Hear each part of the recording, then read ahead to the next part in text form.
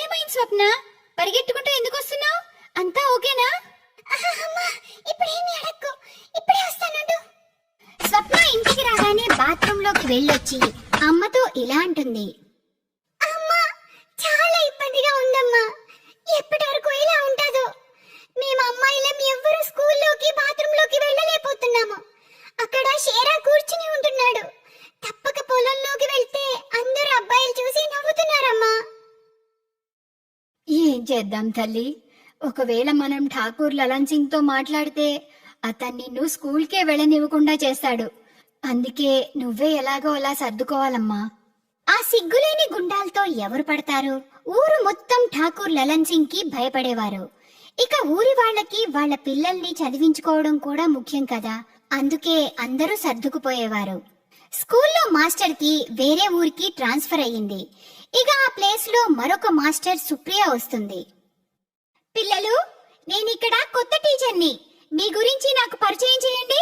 అందరు పిల్లలు సుప్రియ మేడం కి వాళ్ళ గురించి చెప్తారు. కొద్దిసేపటికి సుప్రియ మేడం, పిల్లలు మీరందరూ చదువుతూ ఉండండి, నేను ఇప్పుడే వాష్రూమ్ కి వెళ్ళొస్తాను.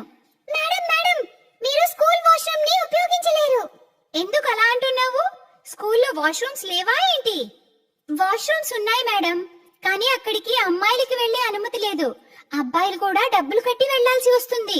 అమ్మాయిలందరూ సుప్రియకి జరిగిందంతా చెప్తారు. ఇదంతా విని సుప్రియ ఆశ్చర్యపోతుంది. తను బాత్రూమ్ దగ్గరికి వెళ్లేసరికి అక్కడ షేరా కూర్చుని ఉంటాడు. ఇదెక్కడ గుండాగిరి? నువ్వు స్కూల్ బాత్రూమ్ ని పబ్లిక్ బాత్రూమ్స్ గా చేసి ఇక్కడ కూర్చుని సంపాదిస్తున్నావా? స్కూల్ పిల్లలు బాత్రూమ్స్ ఉపయోగించుకోవడానికి వాళ్ళ దగ్గర నుండి డబ్బులు తీసుకుంటున్నావా?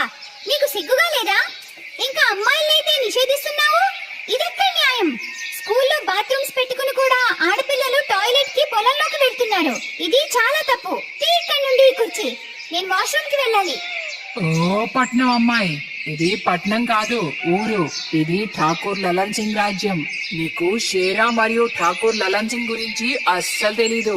తెలిస్తే ఇంత గోల చేయవు. ఈ బాత్రూమ్ అమ్మాయిలకి మహిళలకి కాదు. ఒకవేళ నీకంత అర్జెంట్ అయితే ఎదురుగా ఉన్న పొలంలోకి వెళ్ళు, అక్కడ దాక్కుని వెళ్ళు. లేదా నన్ను తోడు రమ్మంటావా? అప్పుడు సుప్రియ షేరాని చాచి కొడుతుంది.